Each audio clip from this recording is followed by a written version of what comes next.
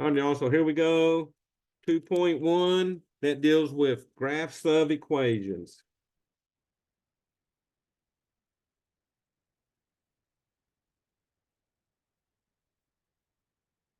All right, so is this showing up good for y'all on this writing?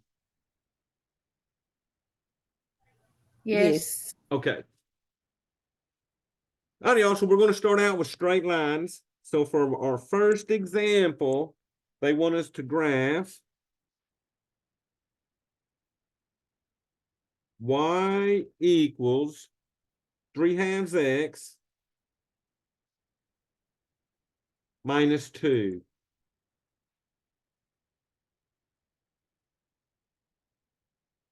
All right, now I'll show you how to put, once these are already solved for y, we can use the calculator to help us also. So I will show you how to do these on a calculator. But when you have an x variable like this with no exponents, this graph is going to be a straight line. And when we use MATLAB, we'll use the line tool. Okay, so this graph will be that of a straight line. And like I said, we'll use the line tool. It has 2 dots on it. So that means we need to find 2 points that we can plot in MATLAB.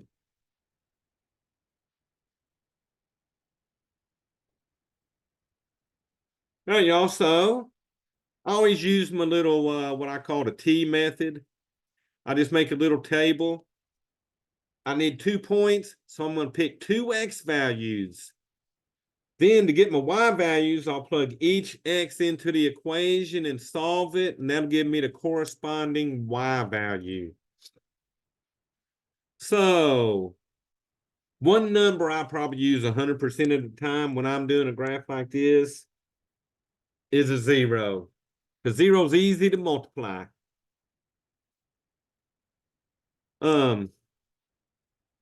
Now, my second point, I might be a little more picky because of this fraction, but 90% of the time when I got a fraction like this, my second x value matches the denominator.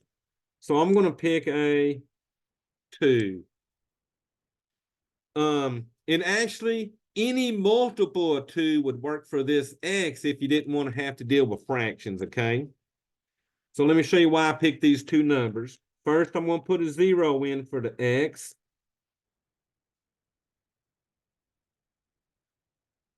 Well, 0 times 3/2 is 0. So that gives us what? A 0 minus 2.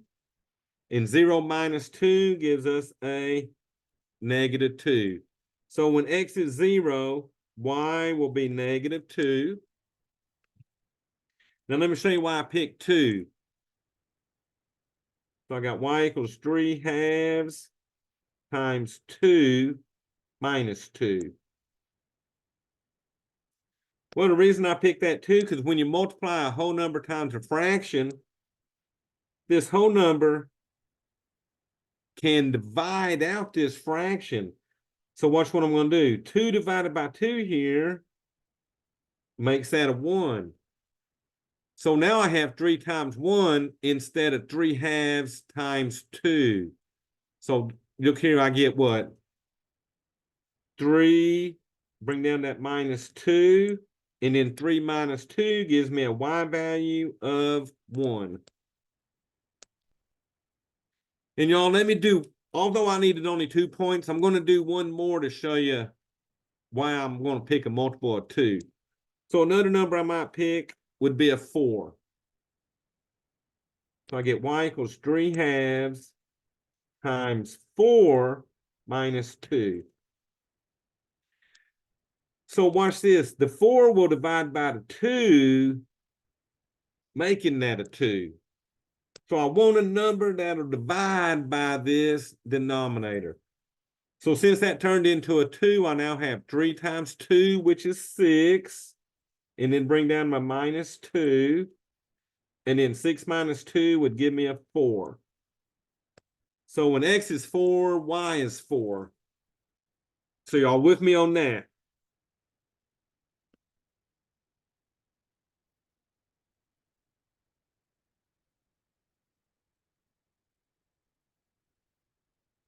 All right, y'all, so I'm just going to draw the graph. Do it by hand, and then I'll show you a calculator and then how to actually plot this in MATLAB, okay?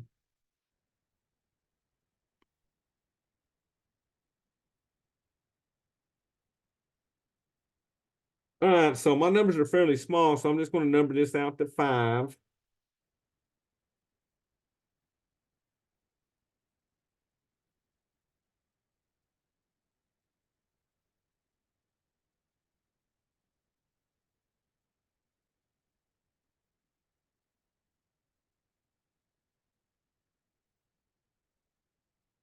So are y'all good at plotting points? Yes. So I need 2 points. So I'm going to do 0, 2. So that 0, -2 will be 1 point. And then I'll do 2, 1. But you will notice when we draw the line 4 point, that 4, 4 will be on the line also.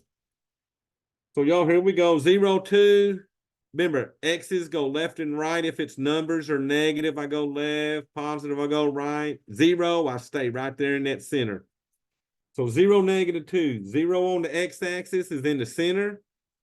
And then that y value -2 wants me to go down 2 and get my first point. All right, second point I got is 2, 1. So starting in the center, I go right 2. And then from that point, I'm going to go up 1 since that y value was positive.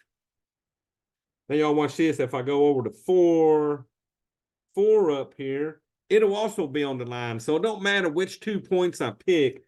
They'll all be on this line when we draw it. So let's see. That line's going to come through here and go uphill, left to right. So before I plot it in MATLAB, let me go to the TI-84 and show y'all how to graph on it.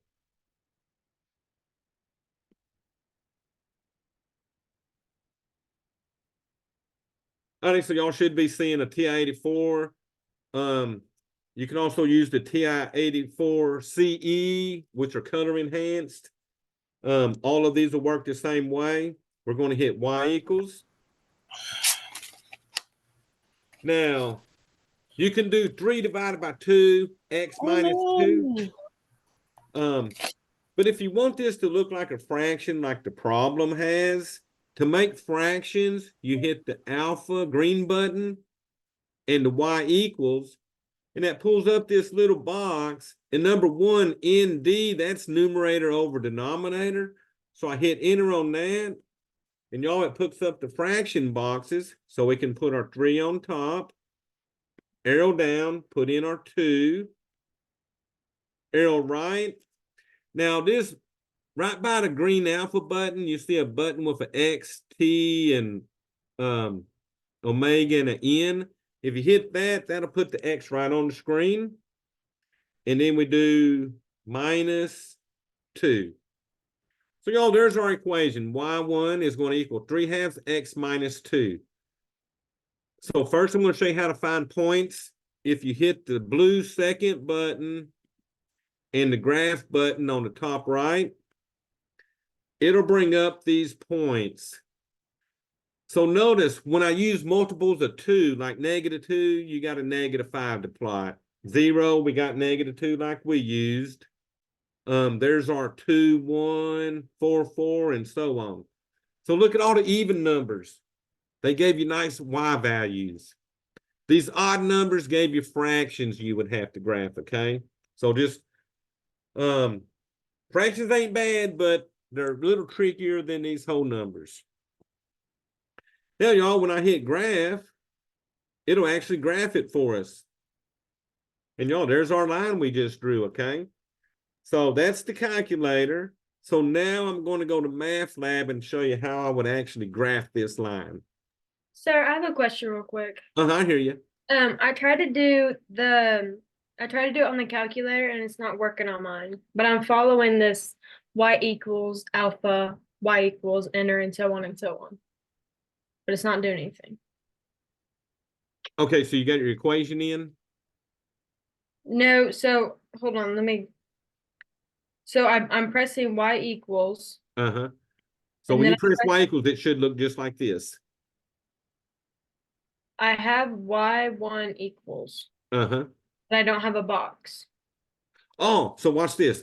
Let's go down here. First thing I want you to hit is the green alpha button, Okay. and then the y equals again. That's where it doesn't do anything again. Oh, so what calculator are you using? It's the TI-84. Um, is it a plus or an older one? Yes, sir. It's a plus. Huh. That's blowing my mind there. So when you hit the alpha button in the y equals, it ain't doing nothing. No, sir. All right, so let me show you what I would do in that case. Okay. So for you, we're just going to have to put it in old school way. We're going to go 3 divided by 2. Okay. There's our fraction. Hit the X button up here. And then -2. All right. So now hit graph and see if we get a graph. Yes, sir. I got one. Okay. So Awesome. we'll just have to put them in the old school method when we're doing yours, okay? Okay. And Thank I'll sort of research and see if I can figure out what's up with that. you. Okay. Thank you. Okay. All right, y'all. So let me share my screen and get us into the math lab. So let me get into my math lab here.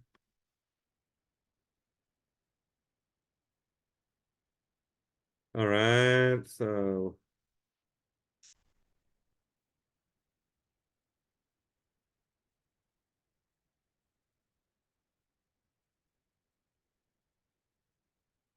all right, then I'm gonna go to 2.1 and show you how to put this on MATLAB, okay? All right, so y'all should be seeing my number 1. Now, I'm not going to graph the problem they got. I'm going to actually graph the one we had, 3/2 x minus 2. So the first thing you're going to do is click to enlarge the graph, that little gray box. So remember, we had the straight line on this one, so we're going to come up here and grab this line tool. And notice it's got 2 dots on it, so that meant we needed 2 points. So my first point was 0, -2. Now, y'all, if you'll look up in the little yellow band up there, in the right side of the yellow band, it shows you where the point is as you're moving your little cursor around. So right now it's showing me at 0, 0. So when I go down 2, it's showing me 0, -2. I'm going to click that dot. And then our second point was 2, 1. So coming back up here, I'm going to go right 2. So let's see, right 2 and up 1. Now, y'all be careful on this one because notice this graph ain't going by 1s. It's going by 2s for each of these marks, okay? So just sort of be careful as you're moving on it and watch the scale they're giving you. All right, once you do that, you're just going to hit save, okay? So questions on that?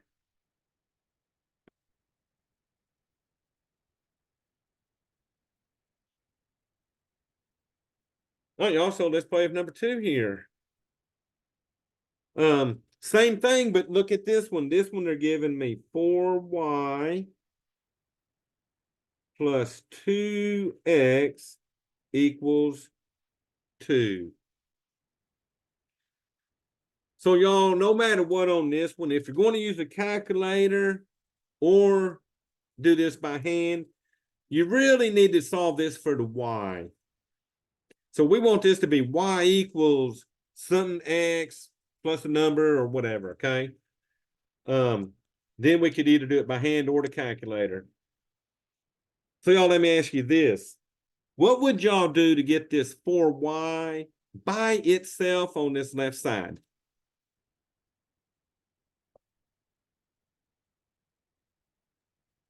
Would you divide the 4 off the y, or would you like subtract 2x from both sides? So first I would probably subtract that 2x. Okay. Okay, that's what I was So good job. But I will do what you just said, my next step. Okay. So yeah, we move these variables from side to side by adding or subtracting. Perfect. So this side, those x's are all going to cancel. So we have our 4y. Now just be careful, y'all. These are not like terms. They will not add or subtract together. So you could put this 2 minus 2x, or you could do the negative 2x plus 2. If you want it in what we call y equals mx plus b form, you can put the x first. But y'all, it wouldn't be wrong if you did 2 minus 2x, okay? All right, so my next step, like you said, to turn 4y into 1y, I'll divide everybody by that 4.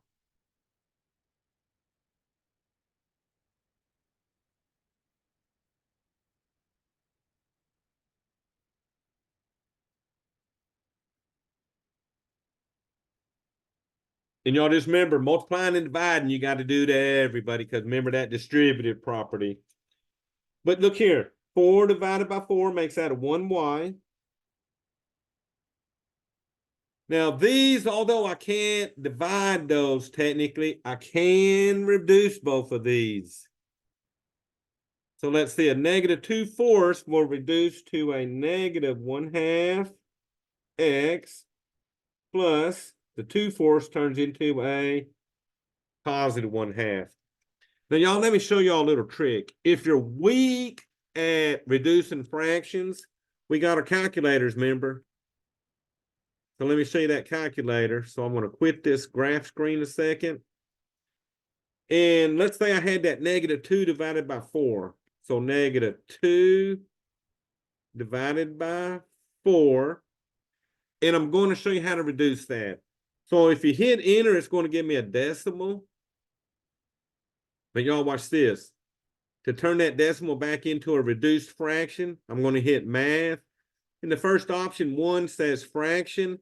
That means it'll turn these decimals back into a reduced fraction when I hit enter, and I get my negative 1/2. So if you ever have trouble reducing a fraction, use that calculator and let it reduce them, okay?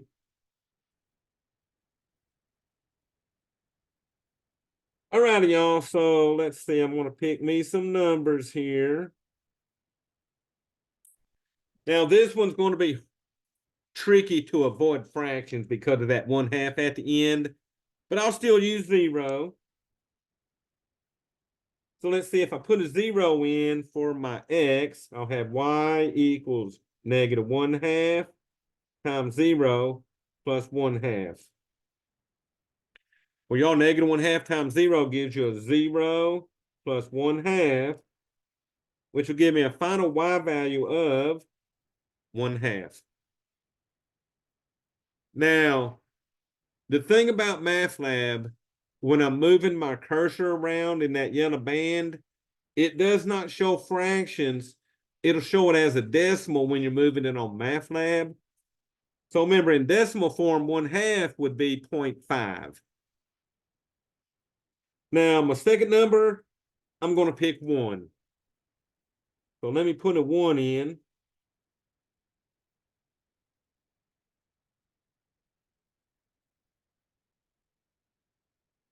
Negative 1/2 times 1 is a negative 1/2 plus my positive 1/2. And y'all look at that. Negative 1/2 plus 1/2 gives me a y value of a 0. So let's see.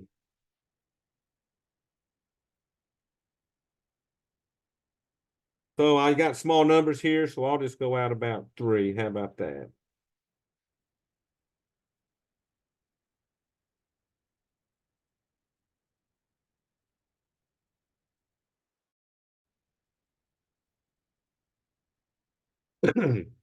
So 0, 1/2, remember, starting at 0. Now remember, that's 1, so 1/2 is going to be about halfway up from my first point. And then 1, 0, I'm going to go right 1. Since the y value is 0, I would stay right there on that 1. And y'all, once we got that second point, our line will go downhill. But y'all, like I said, let's go to the calculator because we got our y equals. I'm going to clear off everything else. So on that one, I would probably do, let's say I don't have my fraction boxes. So I would do -1 divided by 2, get my x, and then plus 1 divided by 2. Okay. Or you can use the fraction boxes with the alpha y equals. So y'all, let's go look at the table by hitting second graph. So right here, you can find 2 points for Math Lab. So if I was actually picking points from here, I would probably use, let's see, what is that? A -1, 1 would be good. 1, 0's good. 3, -1. Those points you can avoid the fractions, okay? So let me graph mine in Math Lab real quick.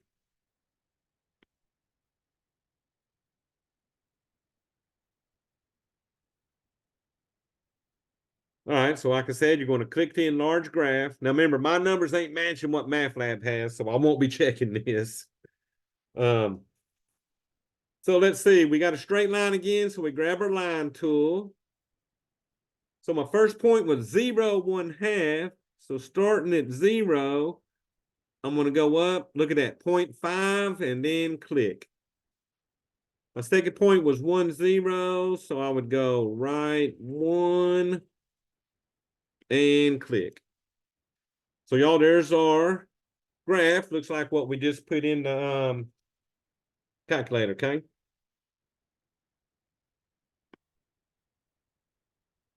So y'all, questions on these straight lines. So just pick your 2 points, plot them 2 points in MathLab using the line tool, and be done with them, okay?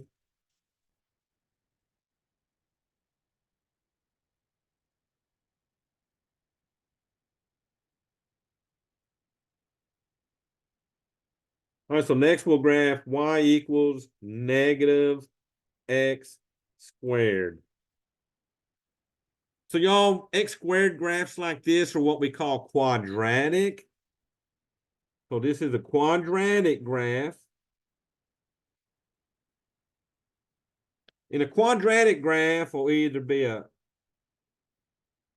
we call this a parabola, a U-shaped graph. It'll either open up or they open downward. So if this x squared here is positive, it'll open up. When they're negative, they're going to open down.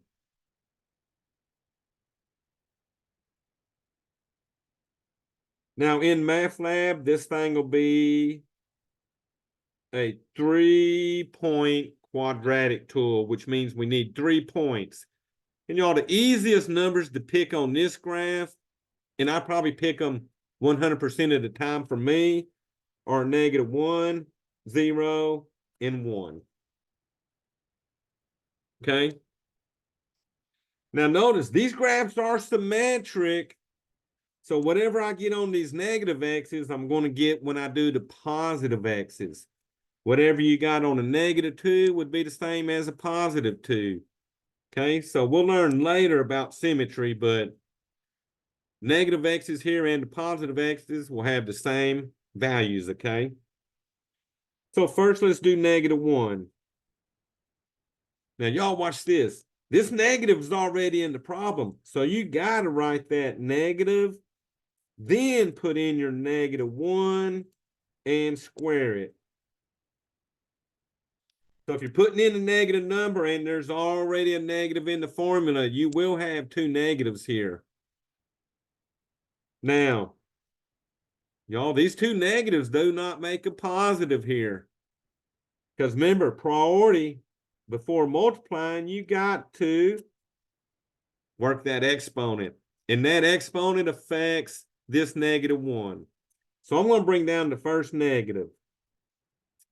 So y'all, what is a -1 squared going to give us?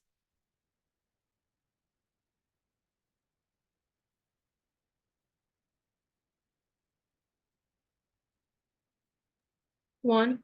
Mm-hmm. So since I brought down that negative and -1 squared was 1, my final answer is a -1. So we're going to put in a 0.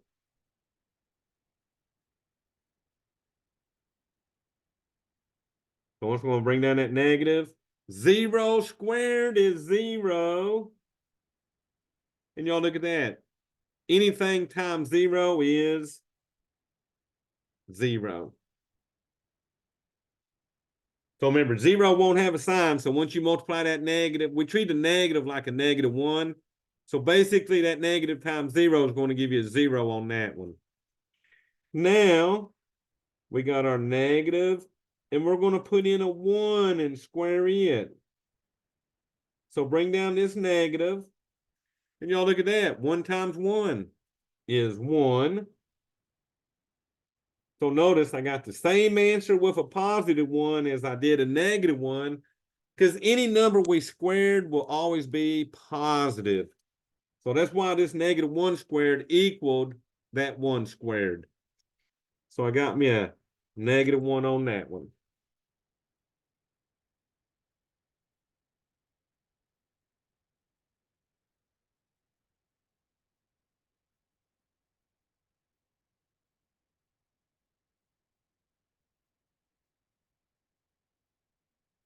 Well, I think for me, the worst part of graphing is actually drawing all these graphs. Making all these X and Y's. Righty, y'all. So -1, -1, go left to -1, and then down 1. Remember, we said since that was negative, it should open downward like this. So 0, 0, that's right here in what we call the origin. And then my last point was 1, -1. So right 1, down 1. All right, y'all, then we just draw our parabola. Okay, so once again, that one can be done on the calculator. So let me clear that out. Now the trick on this one, since that's a -x squared, you got to use this negative down here in the parentheses.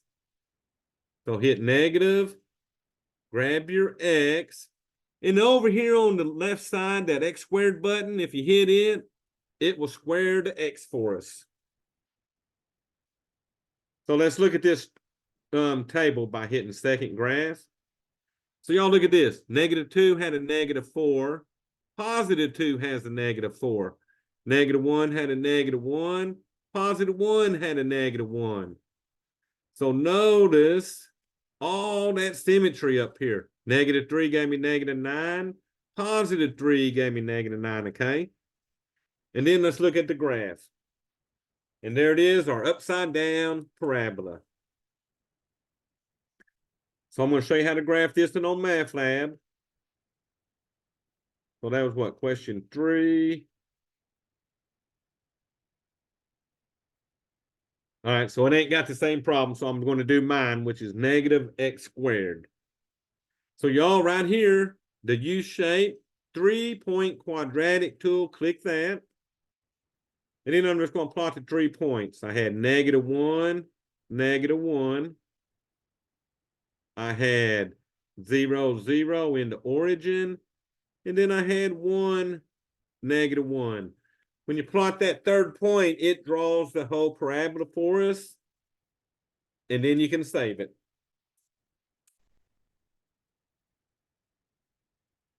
So any of the x squared graphs, they're going to give you some like this, y equals x squared plus 5. I would still use the same 3 points, okay? No matter whether you're adding 5, subtracting 5, or any number, always use these 3 points, -1, 0, and 1, and get those x values and plot that, okay?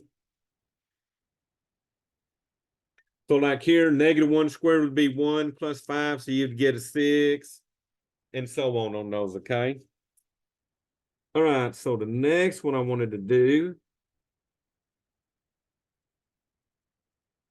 let's see what this is. I got y equals And then it looks like this. X plus 5 inside these bars. So y'all, what is these bars representing?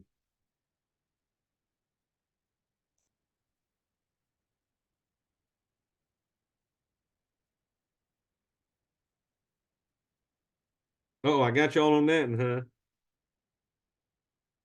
So have y'all heard of this? Absolute value. So when you got the pipes, I call these pipes, this is an absolute value problem. These graphs look like a V and they got 2 points on them. But we got to plot this point first.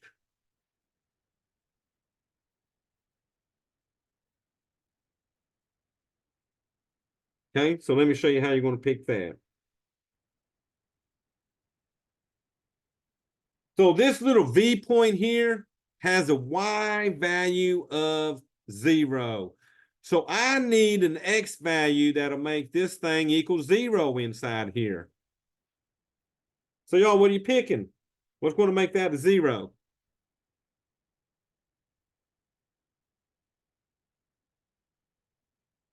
Would it be 0? 0. Well, what are you going to add to that 5 to make that a 0?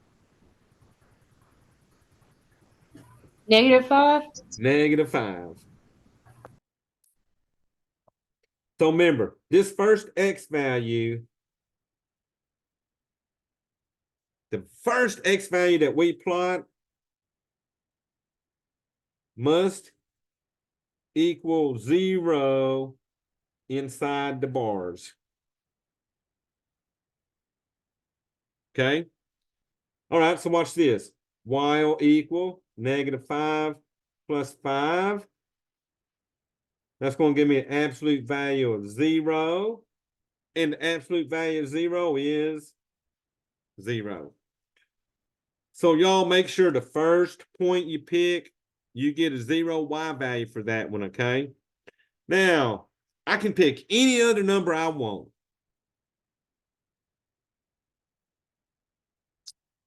So I could do -4, -6, any of those numbers. I usually try to pick numbers next to this one. So y'all, how about a -6? So Y equals absolute value of -6 plus 5. All right, work inside the bars first. -6 plus 5 is -1. So y'all, what's the absolute value of -1?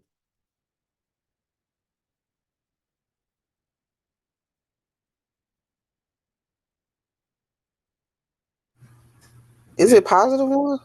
It's going to be +1. Good job. Y'all think about this.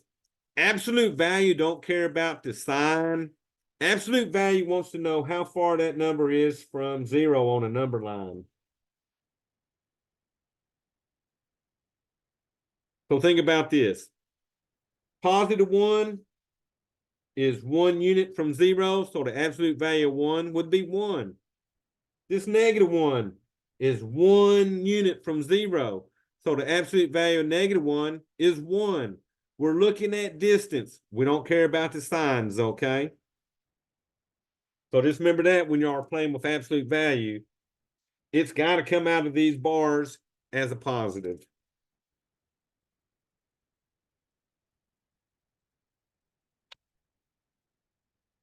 All right, y'all. So let me see here. I got -6 on this one. So 1, 2, 3, 4, 5, 6.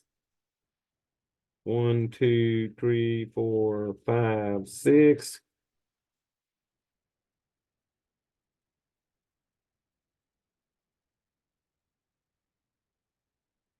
All righty. So, whoops, that's a -5. My negative looks a little funny.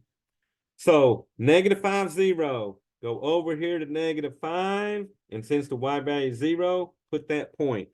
Y'all remember, the first point has to be on the x-axis. And then I had -6, 1. So over here at -6, I would go up 1. Once I plotted that second point, MATLAB's going to come in and make that V shape for us. All right, so let's go to the calculator. All right, y'all, let me clear this off. So y'all, there's not nothing on the front of this calculator that says absolute value. So I'm going to show you two ways to get it. The first way to get absolute value is to hit the blue second button. And down here, hit the 0 where it says catalog above it. So when I hit the 0, it brings up a catalog. ABS is absolute value. So since it's highlighted, you would hit enter and it'll bring the bars on the screen. Now that's one way to get the bars. Second way to get them bars is to hit this math button. If you hit the math button and arrow over and highlight number, NUM, we'll look at number 1, ABS.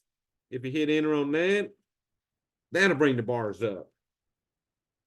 Now we had an X plus 5 inside there, so we would go X plus 5. Now, I'm going to go to the table by hitting second graph. Now remember, I'm looking for a Y value of 0. Well, these Y values are getting bigger as they go down, so I'm going to have to arrow up. There's a Y value of 1. There's my Y value of 0. And if you go one more, there's my -6. But look, the 0 is the middle, and then look at these Y values. They start getting symmetric. 1 and 1, 2 and 2, 3 and 3, and so on, okay?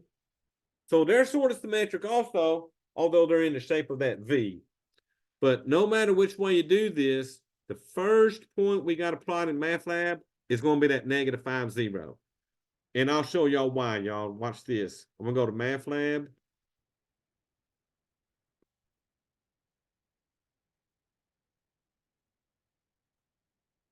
All right, I'm going to click the graph. I'm going to grab the V tool.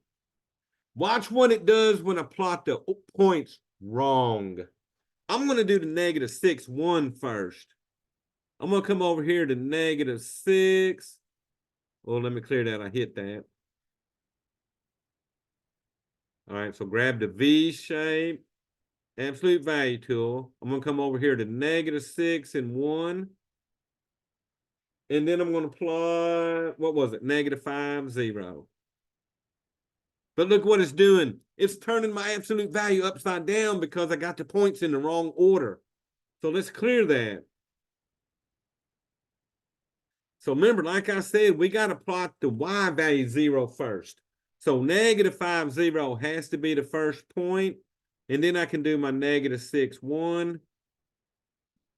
And it draws the graph correctly, okay? So then you save that. Now, we didn't verify that on the calculator, but when I hit graph, look what we get. A V-shaped on the left side at that -5.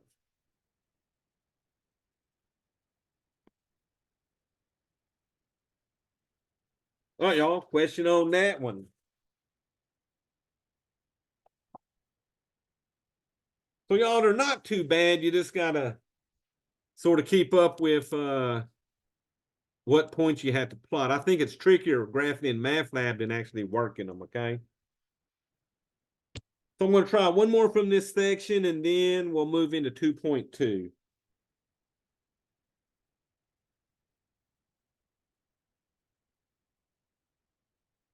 X to the third. This is what we call a cubic graph.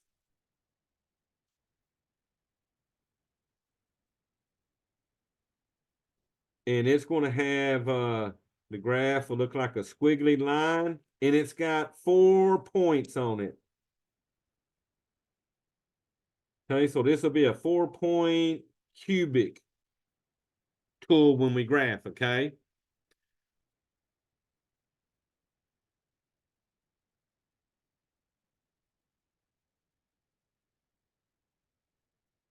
Now, y'all look, that is a cube. I would pick very small numbers on this. I probably wouldn't even use a 3 because 3 times 3 times 3 is already getting you up to 27, okay? So if you want to have a big graph, you can use big numbers, but MATLAB is not going out to 20-something, 30-something, or even bigger.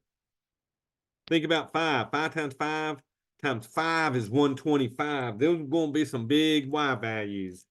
So y'all, the easiest numbers to use on a cube would be -1, 0, 1, and 2. So if I put that -1 in,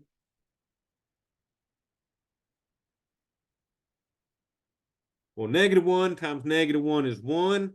1 times -1 gives me a -1. Bring down that +1. And -1 plus 1 gives me a 0.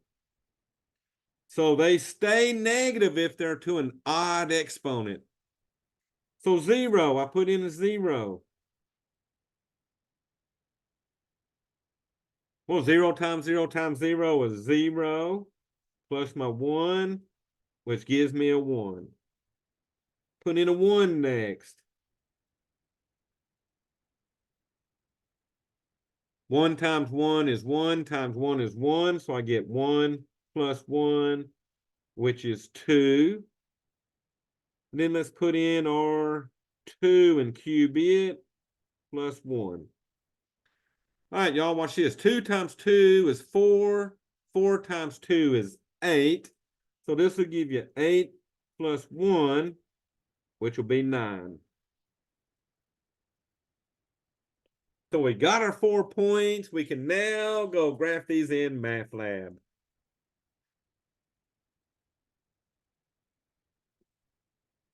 And then I'll show you on the calculator to do a cube.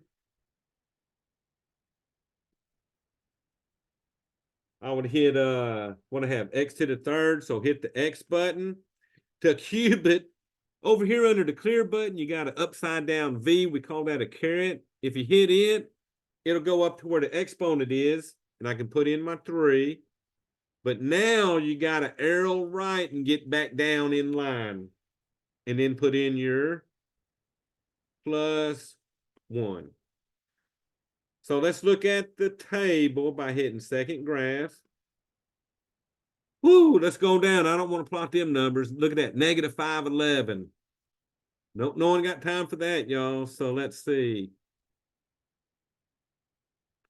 I would at least pick 4 of these numbers between -2 and 2. At -2, you got -7. There's our -1, 0, 0, 1. We had 1, 2, and then there's our 2, 9. So I'm going to hit graph to show you this one. So there you go. It's a little squiggly line going through there. Now in MATLAB,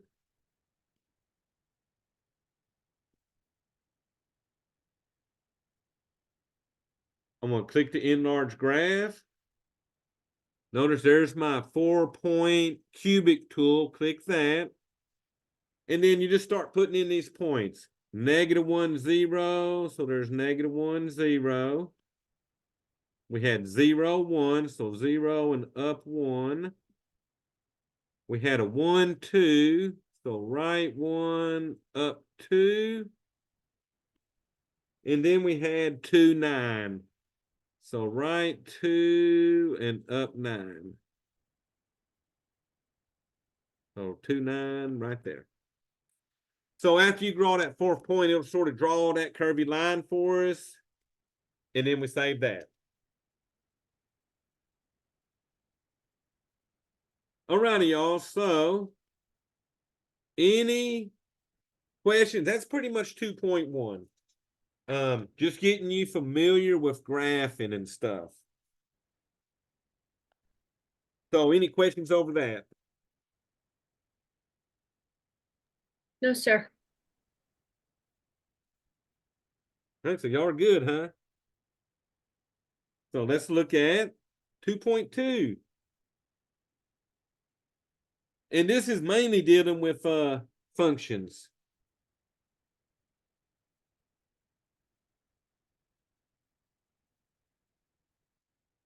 So I'll give you little definitions first, okay? So we're going to be determining if something is a function or not.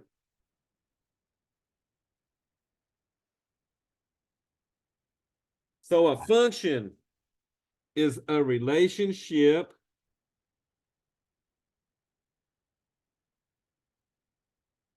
in which each member of the domain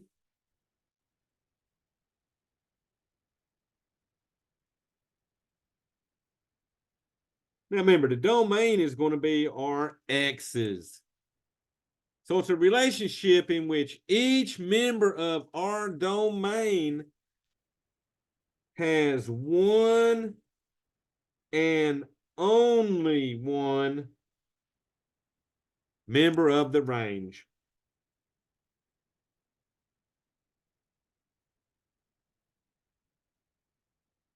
And when we talk about range, we're talking about the y values.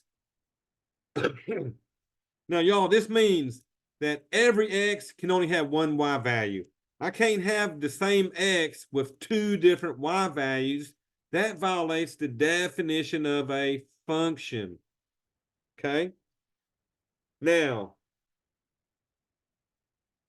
y values can have more than one x, but x's cannot have more than one y. So let's play with some of these. We're going to determine, based on this definition, whether the correspondence is a function.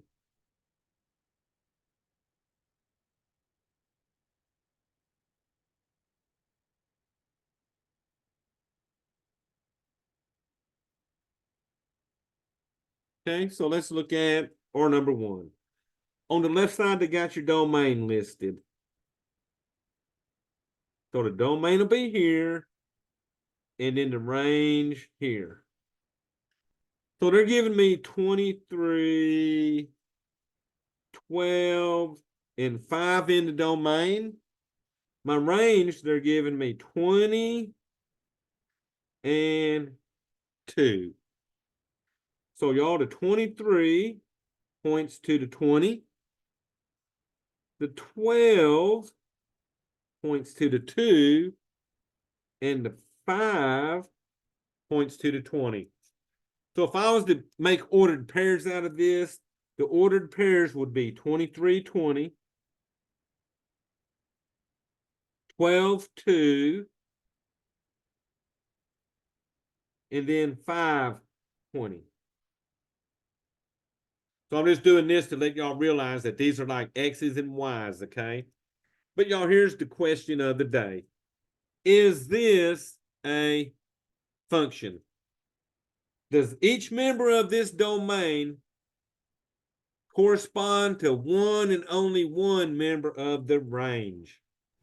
No. Oh, so which one of these three numbers does not point to only one number? 5. Oh, well, the 5 only points to a 20.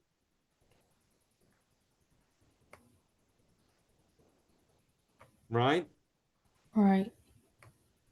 So the 5 don't have no choice. It's only going to the 20.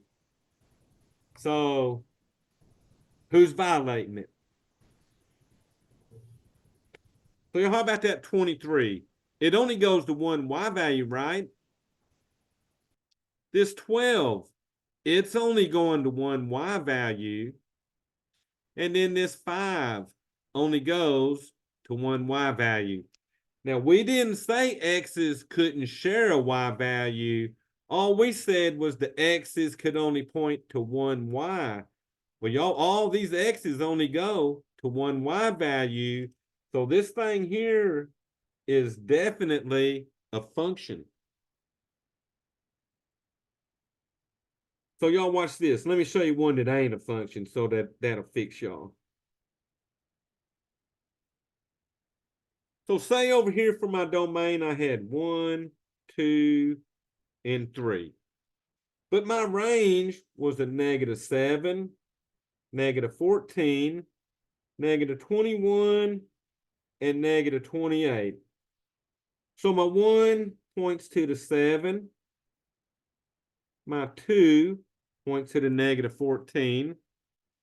My 3 points to -21. And it's going to point to -28. So my question is this a function? No. No, because look here. This 3 is pointing to 2 different y values. So if you used to write these out at points, you'd have 1 -7, 2 -14, but my 3 would be 3 -21 and 3 -28. Since these x values have 2 different y values, this thing is definitely not a function. So y'all, what you got to focus on is not the range, but the domain values, okay? And make sure these domains only go to one range value. All right, y'all, so let me try another one of those. So what if I had something like, so here's my domain and range. Oh, so let's say I had a -5, a 2, and a 7, but the only range I had was a 3. And all 3 of these are pointing at the 3. So the question is that a function?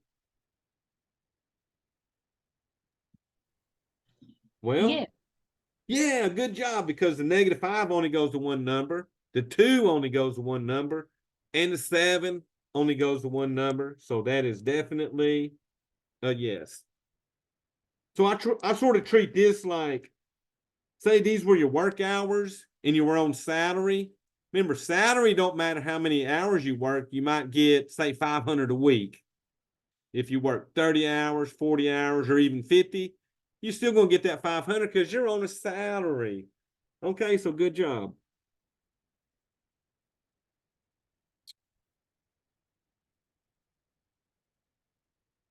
Oh, now watch this one. This one has a domain and a range. But the domain is going to be cities over here. So I got a Detroit and I got a New York. Now over here, they got a bunch of teams. They got Lions, Tigers, Pistons, and then they got the Rangers, Jets, and Yankees. So this Detroit goes to these 3 top ones. New York goes to the bottom 3.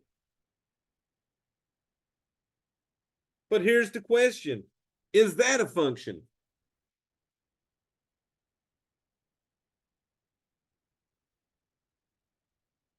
Well, guess what? Detroit has more than one range value. So since this Detroit didn't go to only one team, this is not a function because this domain has 3 choices. Same thing with this domain, 3 choices. So in function lingo, that would be a no. So to be a function, domain can only go to one range, okay?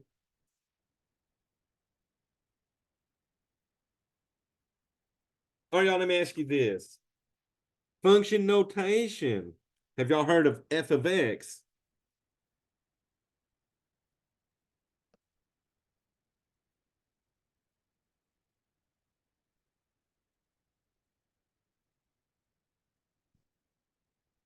Now, we'll say this, in the long run, these f of x's, they're pretty much like a y, okay? But function notation is used, it tells me what the variable is, so it tells the variable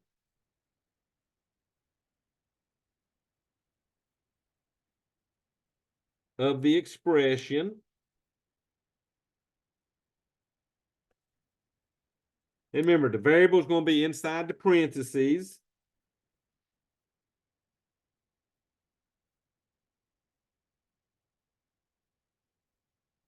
Okay. Also, if a number is inside the parentheses,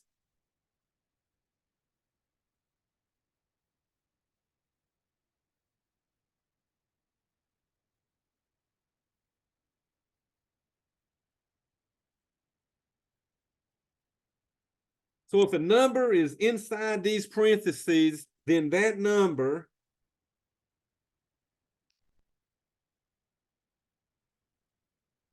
is used to replace the variable in the expression.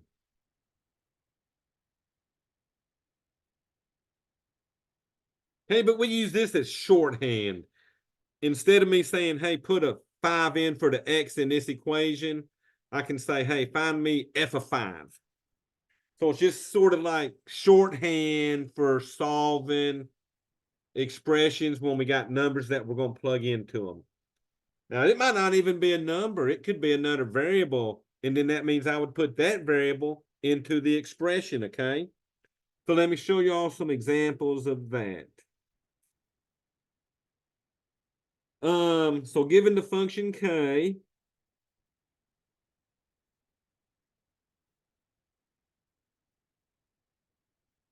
which is given function k, we'll have k of x equals x plus 11. They want us to find each of the following.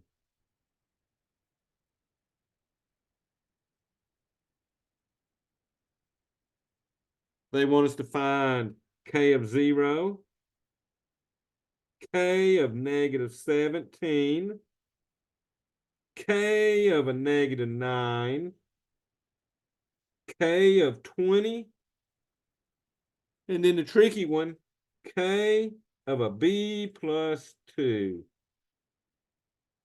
So they gave me my expression, k of x equals x plus 11. They're letting me know that x is the variable for my expression here. Now, they'll use different things here, k, f. Usually, when you get into your sciences, the letter they use here sort of might represent what you're finding, okay? Like they might use F if you're looking for force. They might use A when you're looking for acceleration. But yeah, this is just function notation. So they want me to find k of 0. Well, remember, k is 0, they're giving me a 0 in the parentheses. So they want me to take this function right here, x plus 11, and replace that x with a 0. So that's going to give me 0 plus 11. Now, remember, this side just told me I had a function and I'm putting in a 0. I don't do nothing to this side. All we do is work this side. And 0 plus 11 gives us 11. So then we would do what's next? K of -17. Well, y'all, k of -17 wants me to take my function and put a -17 in for the x. So I'm going to have -17 plus 11. All right, remember, I got unlike signs, so I'm going to subtract the numbers and get the sign of the larger number. So this will be a negative no matter what.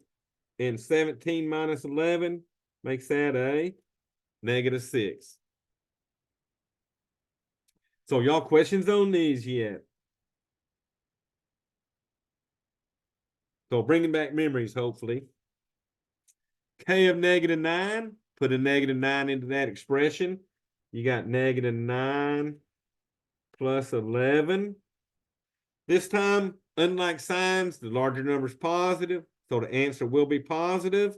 And 11 minus 9 gives me what? A +2. All right, y'all, K of 20. Well, guess what? They want me to put a 20 in for my X, and I'm going to have 20 plus 11.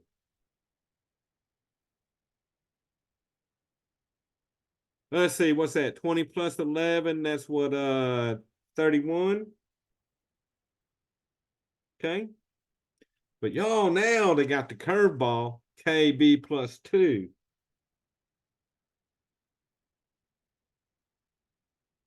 So y'all, guess what they want me to put in place of that X? They want us to put in a B plus 2.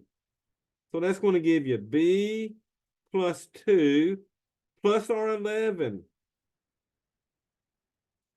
So y'all, what would y'all simplify that thing to?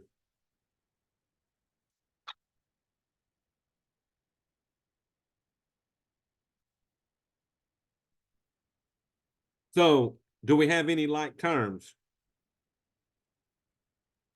2 and 11. 2 and 11. So we can't do nothing with that B, so we're just going to bring that B down.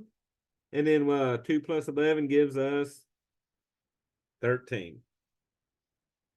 So whatever's inside them parentheses, we throw in place of the X. And then at that point, since everything don't add together, we just combine like terms and then we're done.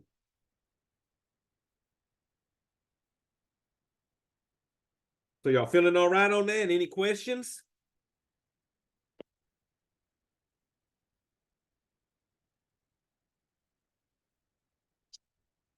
All right, then let's try another one. Given H of T equals 5T plus 9. They want us to find T H of 5, H of a -8, and H of a 6.4. So the only one I'm probably going to need the calculator on might be that H of 6.4 because it's a decimal there. But we got 3 things they want us to find. So let's start with our H of 5.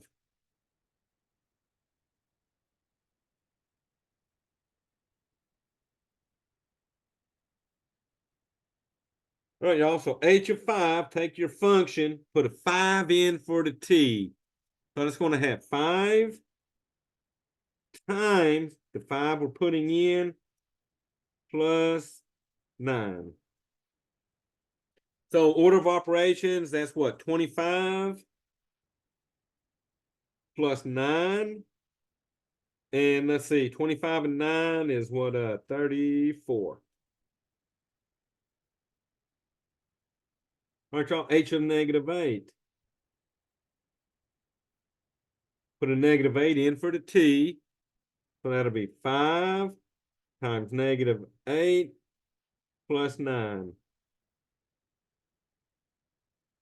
Whoo, y'all, multiplying unlike signs. So remember, a positive times a negative will be a negative. So 5 times -8 will be a -40 plus 9. So now you're adding unlike signs, larger numbers negative, so the answer will be negative. And then 40 minus 9 is 31. Oh, y'all did we have a H of 6.4. That'll equal R5 times 6.4 plus 9. All right, so you could line them out by hand, or you could go back to our friend, the calculator. Now the calculator, so let me quit this screen by hitting second mode. So the calculator knocked this out quick. Watch this. 5. I got parentheses right here. Put in my 6.4.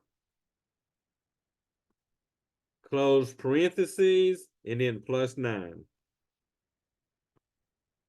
All right, y'all. So let's see. That's going to give us what? 30 something, 41. There you go.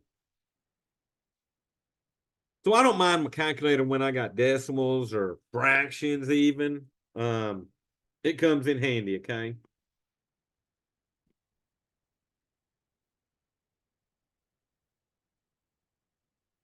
All right, y'all turning the page.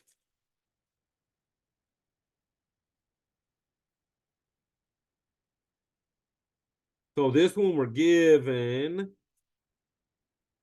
f of x equals x to the third. Whoops, I need to move my camera back up. All right, so this one they want us to find f of 0, f of -1,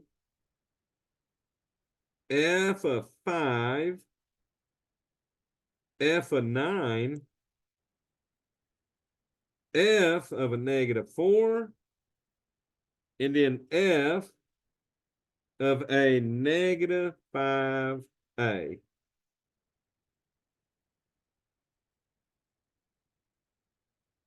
All right, so I got to do this 1, 2, 3, 4, 6 times on this one, y'all. So f of 0. Put a 0 in for that x. So I'm going to have 0 to the third. And that's what? 0 times 0 times 0, which is 0. F of -1 will equal -1 to the third. And y'all, I always put negative numbers in parentheses, okay? So let's see. -1 times -1 times -1 is a -1. So when you got a negative number raised to an odd exponent, it will end up being negative. All right, y'all, this one's on y'all. F of 5. That's going to equal 5 to the third power. So what are y'all getting on this one? 5 to the third power.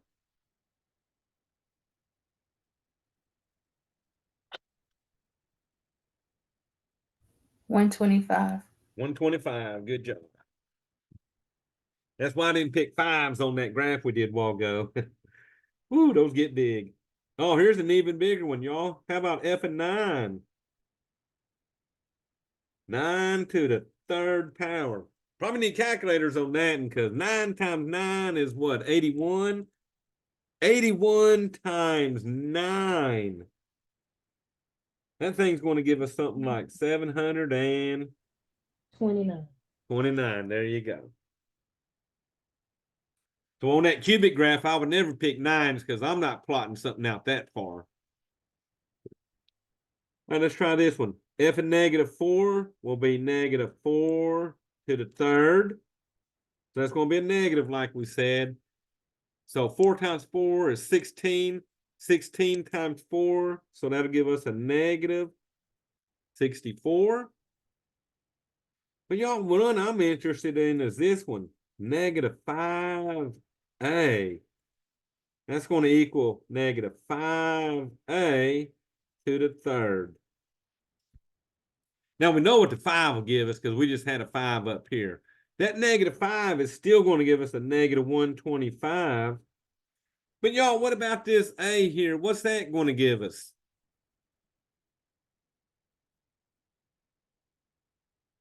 Because that's going to be a times a times a. Will it be a to the third power? Oh, it's going to be a to the third. Perfect. Now we'll show y'all a trick. Since this a don't have an exponent by it, we would treat it like a 1. And basically, when you got a variable with an exponent raised to an exponent, you just multiply that. So 1 times 3 gave us a 3, okay?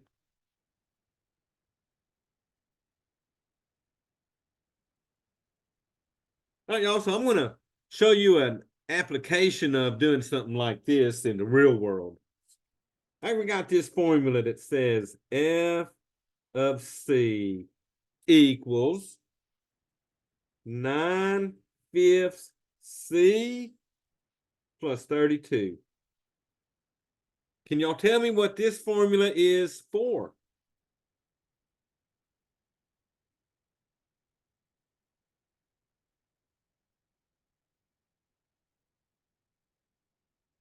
Well, y'all slept since this class, but think about what we're dealing with now. We're dealing with the temperature, right? So this formula finds the Fahrenheit temperature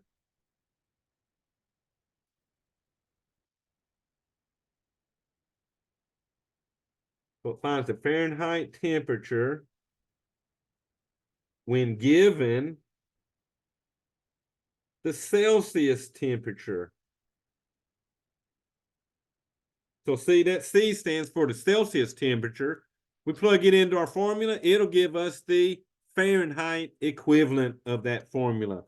Now they want to know, they want us to find the Fahrenheit temperature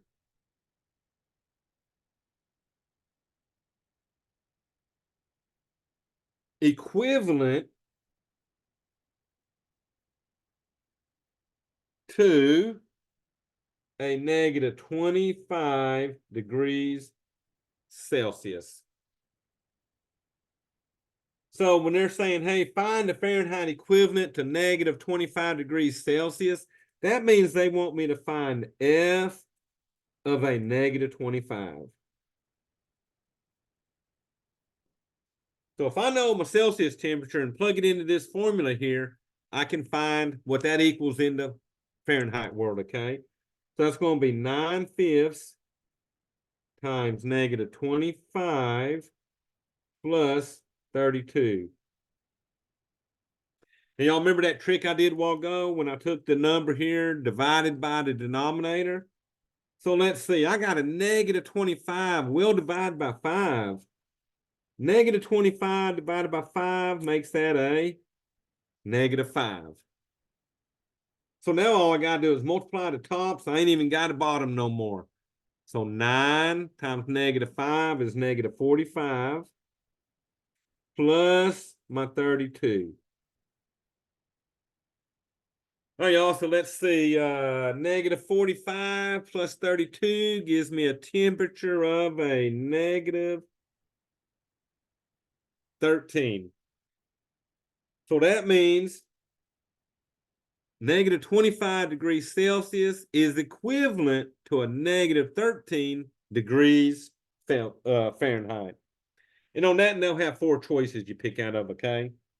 They had negative 148, negative 103, negative 13, and negative 58.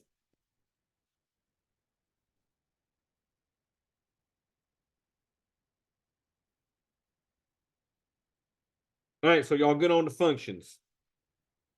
So there's only one more thing I'm going to show you another way for today. And the last thing that we look at is determining if a graph is a function.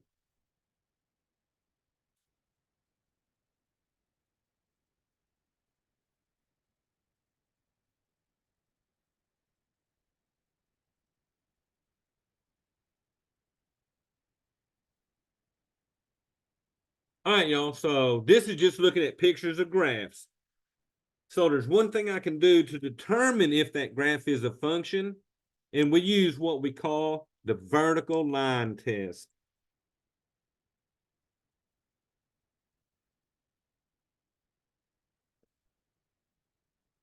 Now remember, vertical lines go up and down, okay? So if a graph is a function, so if a graph is a function, the vertical line cannot intersect the graph more than once.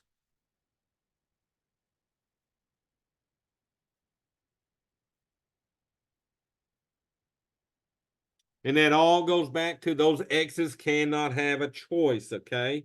So a vertical line, if I'm going to run a vertical line across my graph, and anywhere I put that vertical line, it cannot intersect the graph more than once. If it intersects it more than once, then it is not a function, okay? So let me pull a few of these out, and then that'll be all for today, y'all. So let's see. We're going to determine if the graph is a function.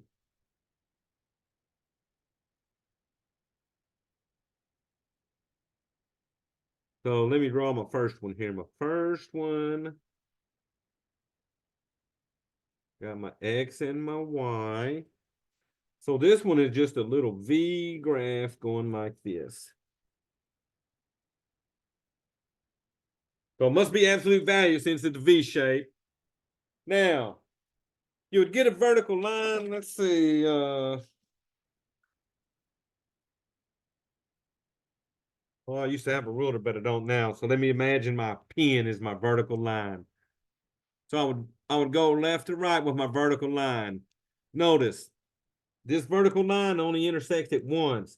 So if I had a vertical line there, only intersects it once. Running it through, only intersects it once.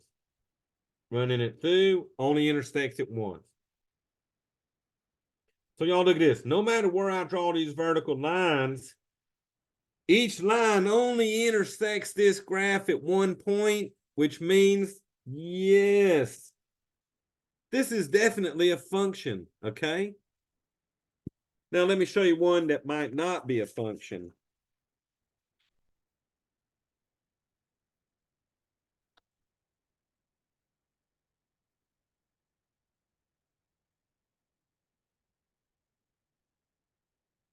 Well, I got one that sort of looks like a parabola sideways, y'all.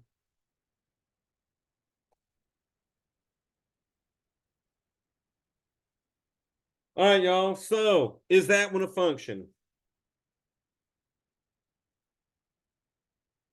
No.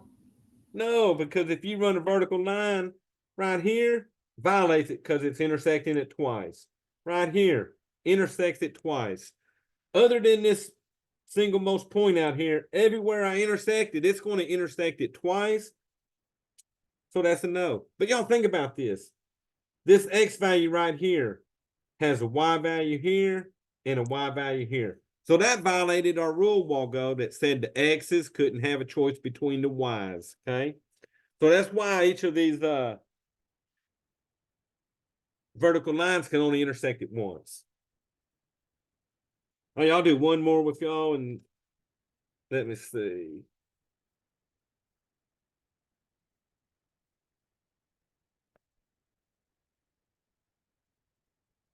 Oh, this one.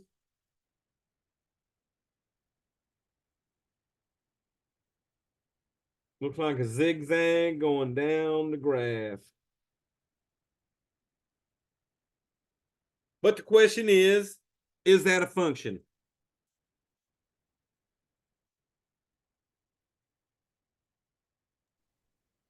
All right, let's draw our vertical lines. Whoop, only intersects it once there. Only intersects it once there. So y'all see, no matter where I draw these vertical lines, it's only intersecting that graph at one point. So we're going to put, yes, that is a function. All right, y'all, questions on that?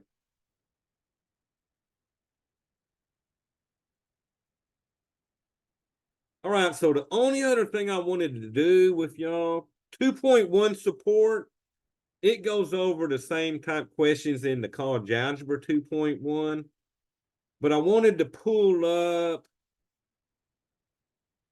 the 2.2 support. It's got stuff that's going to get you ready for next week. So let me go back and share my screen here.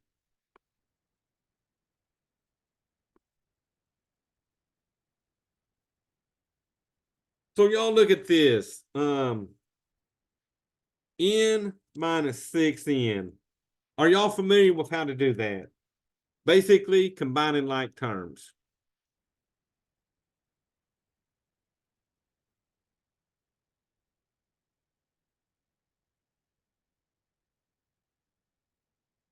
So there's not a number in front of this n. So remember, you would treat that like a 1n. 1. Oh, So 1n minus 6n gives you what? Well, y'all remember, all we do is add and subtract them numbers. So 1 minus 6 gives us a minus 5, and then the n comes down. So we don't change these variables when we're adding and subtracting, okay? All right, let me go write a few of these down because I'm going to hit y'all with I just want to show y'all a couple of these. Let's see what I got for number 2. All right, so number 2 was 20z minus 15z plus 3z. So I'm just going to grab a few of these. Number 3 was a negative, and then y minus 12. These won't take us very long. This one is a negative 57u minus 76v plus 26. Now notice this one just says find an equivalent expression without parentheses. All right, 5 is a 8a minus 6a plus 5.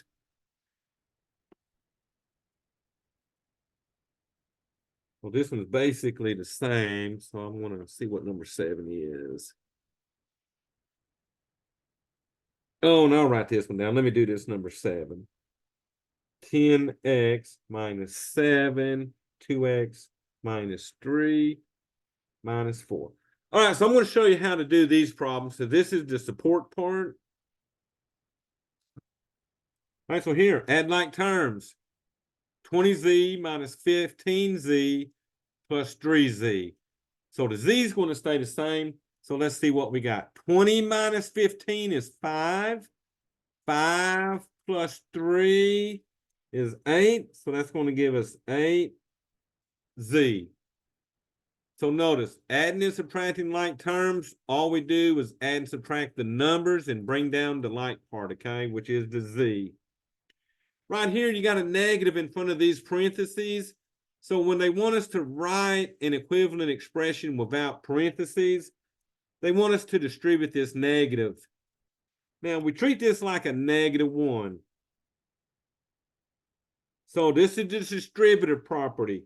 -1 times y makes that a -y. And y'all, you got to distribute it on through to the second part. So look at that. A negative times that -12. Well, a negative times a negative is a positive 12. Okay, so we just treat negatives like a -1 when we're distributing. So knowing what I did here, does anyone want to take a shot at this one right here? And tell me what I'll get when I remove them parentheses.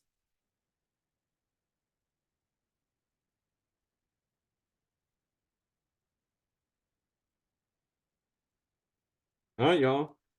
Well, what's that negative going to do to that 57u? It's going to make that a -57u. This negative times that -76 is going to make that a positive 76v. And then that negative times 26 makes that a -26. So y'all notice what's happening. When you got a negative in front of your parentheses, it changes the signs of the stuff on the inside. That y went from positive to negative. That -12 went to positive. Over here, the 57 went to -57. -76 went to positive. And then this positive 26 went to a -26. But y'all, here's the question on this one. Can I go any further?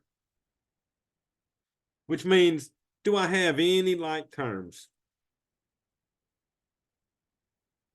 No.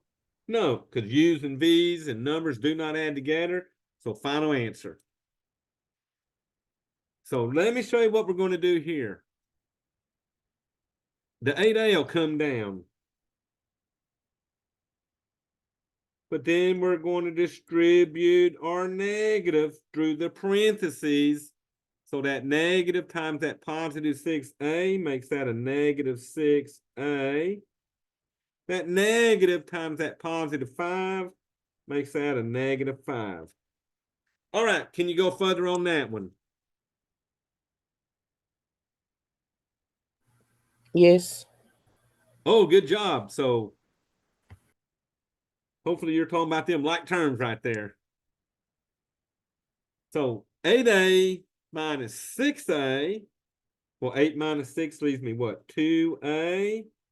And then bring down our minus 5. So we have no more like terms.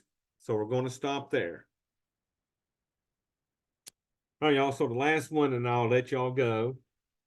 So right here, we're going to distribute that negative 7 through the parentheses only. So bring down to 10x. All right, negative 7 times 2x is, what's that, negative 14x? Negative 7 times negative 3 is a positive 21. And then this negative 4 ain't in parentheses, so we just bring that down. All right, y'all, so here's what I'll do. If y'all can give me this final answer, we'll be done for today. I'm putting all the pressure on y'all now, okay?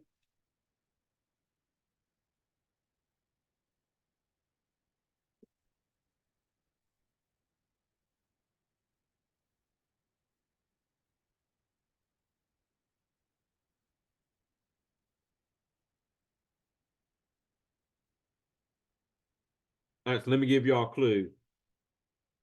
You're going to add them two like terms together. Then you're going to add them two like terms together. So it's negative 4x plus 17. Sounds good to me. Good job. So that's the 2.2 support. Like I said, the 2.1 support was just doing more straight line graphs and stuff. So it's not too bad. And this will get you through everything that's due Sunday night, okay?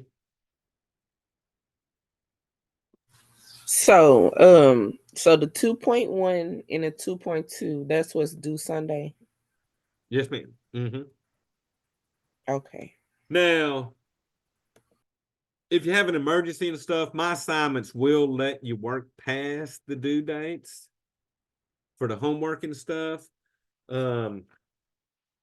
Now the tests are all fixed in stone, but sometimes the homework will let you come back. Say you want to improve your score and stuff, so I leave it where you can actually go back in and do it. Okay.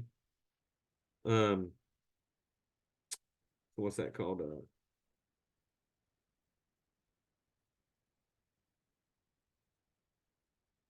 Yeah, but to keep on schedule with us, sort of get stuff done by them Sunday nights. Okay. And then you won't have to try to work and try to catch up in this class because it's not fun trying to catch up in a college algebra class, okay? Because we do so much work. So, yeah, try to stay on top of that stuff, okay?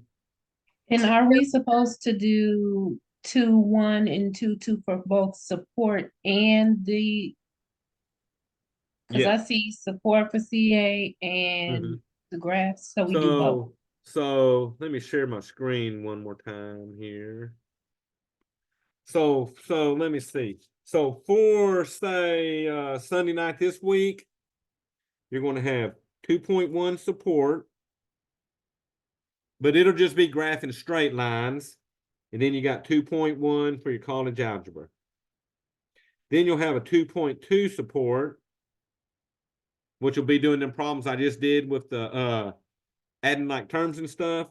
And then you'll have your 2.2 college algebra, which will be the lesson we did with the functions and all that fun stuff, domain and range and all that. So all these will be due Sunday night. And all these will count towards your overall homework grade, okay? Now, we'll say this. The support, you're only going to get homework in. We never give you quizzes in support, and we never give you a test in support. Support only has homework to strengthen you in the college algebra stuff, okay? And you'll notice sometimes we got college algebra lessons that don't even have a support lesson. Now in the beginning, it's a little heavy on support because we're sort of like reviewing so many topics. But once we get going into it, there'll be a lot of times where you don't even have a support lesson, okay? And it'll just be the college algebra part. And usually the support lessons aren't that many problems. It's, they're usually smaller just to get you a little extra help.